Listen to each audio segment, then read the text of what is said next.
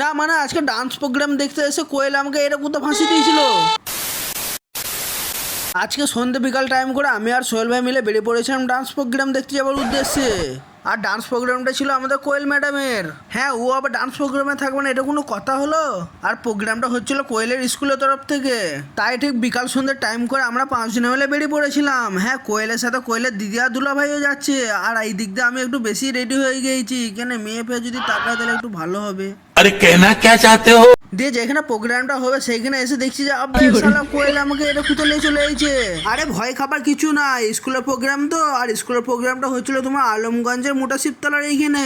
আর প্রোগ্রামে একটু দেরি ছিল বলে আমরা গোটা মেলাটা ঘুরতে লাগলাম, কিন্তু আব্বে শালা আবার কি করে বেড়াচ্ছে। আর এর উল্টো পাল্টা করে দেখে মনে হচ্ছে আজকে রাত্রে এইখানেই কেটে যাবে। আর মেলা ঘুরতে ঘুরতে দেখলাম আব্বে শালা এখনো মেলা ভালো করে বসেই নাই। আর মানছি মেলাটা এখনো ভালো করে বসে নাই, কিন্তু আমাদের রাতখানাটা গোবর ওপরে হাঁটছে। দিয়ে তারপর মেলা ঘুরতে ঘুরতে দেখি যে প্রোগ্রাম আরম্ভ হয়ে গেছে, তাই সুজে স্টেজের সামনে চলে এলাম। আর এখানে এসে দেখি যে অলরেডি ডান্স আরম্ভ হয়ে গেছে। আর এখানে এসে একটা জিনিস চোখে পড়লো, হ্যাঁ যারা স্টেজের উপরে নাচছিল তাদের দেখে দেখে নিচে যারা ছিল তারাও নাচতে লেগে পড়েছে। তারপর খানিক্ষণ ওয়েট করার পর দেখি যে আমাদের কোয়েল ম্যাডামও স্টেজের উপরে চেপ পড়েছে। আর এখানে তো কোয়েল একবার তোলপাড় লেভেলের নাচ দেখাচ্ছে। দিয়ে তারপরে এখান থেকে সিঙ্গেল ডুয়েট ডান্স গুলো দেখে একটা জিনিস বুঝতে পারলাম, মেয়েদের থেকে ছেলেটা বেশি ভালো নাচছিল। দিয়ে তারপর এখান থেকে ডান্স প্রোগ্রাম কমপ্লিট হয়ে যাওয়ার পরে আমরা সবাই নিজের নিজের বাড়ির উদ্দেশ্যে বেরিয়ে পড়লাম। আর তোমরা কি করছো, এখনো চ্যানেলটা সাবস্ক্রাইব করো না? তাড়াতাড়ি চ্যানেলটাকে সাবস্ক্রাইব করে ভিডিওতে একটা লাইক করে দাও।